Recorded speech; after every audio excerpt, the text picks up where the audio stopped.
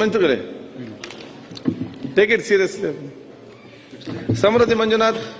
ಮಾನ್ಯ ಸಭಾಧ್ಯಕ್ಷೆ, ಮಾನ್ಯ ಲೋಕೋಪಯೋಗಿ ಸಚಿವರನ್ನ ಗಮನ ಸೆಳೆಯಕ್ಕೆ ಬಯಸಿದ್ದೆ. ಅವರು ಸುದೀರ್ಘವಾಗಿ 3 ದಿವಸದಿಂದ ಕಾದ್ರೆ 3 ಉತ್ತರ ಕೊಟ್ಟಿದ್ದಾರೆ, ದಿನಕ್ಕೊಂದೊಂದು ಉತ್ತರ ಕೊಟ್ಟಿದ್ದಾರೆ.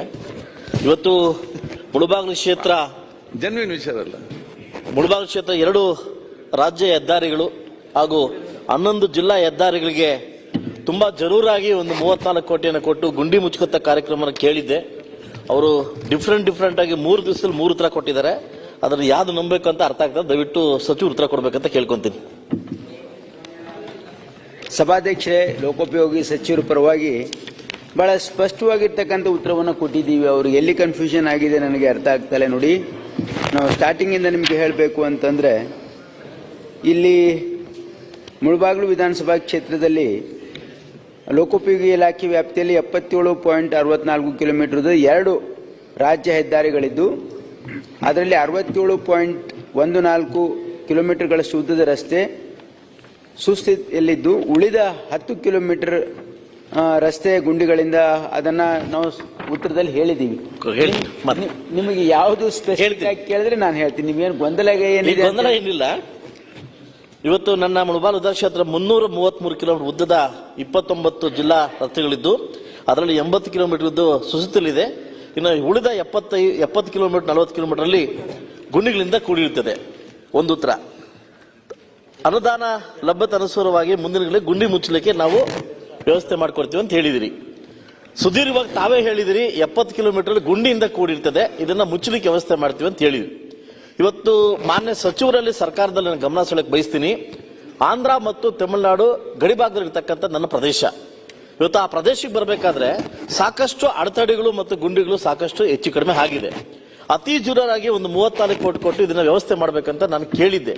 ಸೊ ಇವತ್ತು ಸಾಕಷ್ಟು ನಾವು ಮೊನ್ನೆ ಕೂಡ ನಾನು ಅನುದಾನದಲ್ಲಿ ಎಕ್ಸ್ಪೆಕ್ಟ್ ಮಾಡಿದ್ದೆ. ನಮಗೂ ಕೂಡ 50 ಕೋಟಿ ಕೊಡ್ತೀರಿ.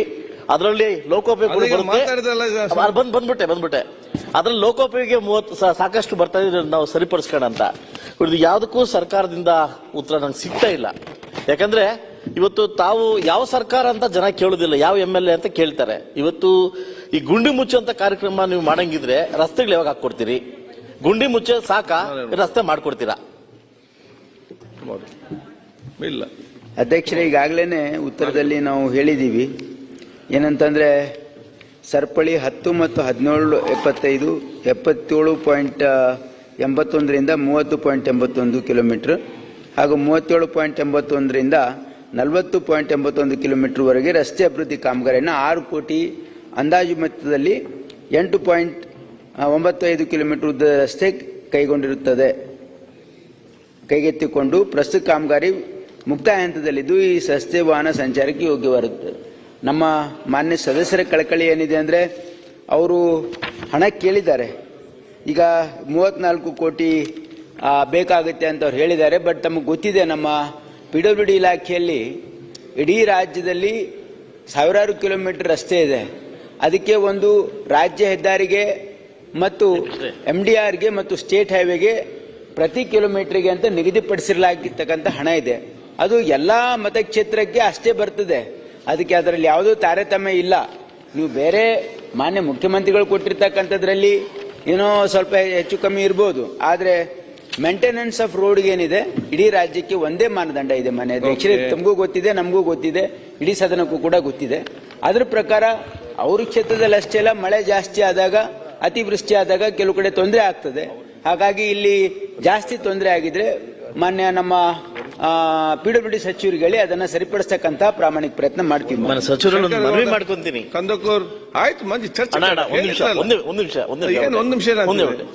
ನಮ್ದು ಆಂಧ್ರಕ್ಕೆ ನಾವು ಎಂಟ್ರಿ ಆದಾಗ ಅದು ನೋಡ್ಲಿಕ್ಕೆ ಎಂತ ಚಂದ ಇದೆ ಗೊತ್ತಾ? ಆಯ್ತು. ಅಲ್ಲ, ನಾವು ತಮಿಳುನಾಡಕ್ಕೆ ಎಂಟ್ರಿ ಆದಾಗ ನಾವು ನೋಡ್ಲಿಕ್ಕೆ ಎಂತ ಚಂದ ಇದೆ ಗೊತ್ತಾ? ಆ ಕಂಪ್ಯಾರಿಸನ್ ಹೆಂಗಿದೆ ಅಂತಂದ್ರೆ, ಒಳಗಡೆ ಬಂದ ತಕ್ಷಣ ಗೊತ್ತಾಗೋದು ಕರ್ನಾಟಕ ಅಂತ. ದಯವಿಟ್ಟು ಇದನ್ನ ವಿಶೇಷವಾಗಿ ಪರಿಗಣಿಸಬೇಕು. ಯಾಕಂದ್ರೆ ನಾವು ಗಡಿಭಾಗದವರು 2 ರಾಜ್ಯಗಳಿಂದ ಕೂಡಿದೀವಿ. ಮಾನ್ಯ ಸಚಿವರು, ಆಯ್ತು, ಭಾಗದವರು ಇದೆ, ನಂದು ತೆಲಂಗಾಣ ಬಾರ್ಡರ್ಗೆ ಇದೆ. ತೆಲಂಗಾಣಕ್ಕಿಂತ ನಮ್ಮ ರಸ್ತೆ ಚೆನ್ನಾಗಿದೆ. ನೀವು ಸಚಿವರಾಗಿದ್ರಿ. ಆಯ್ತು ಮಂಜುನಾಥ್. ಮಾನ್ಯ ಪಂಚಾಯತ್ ರಾಜ್ ಇಲಾಖೆಯ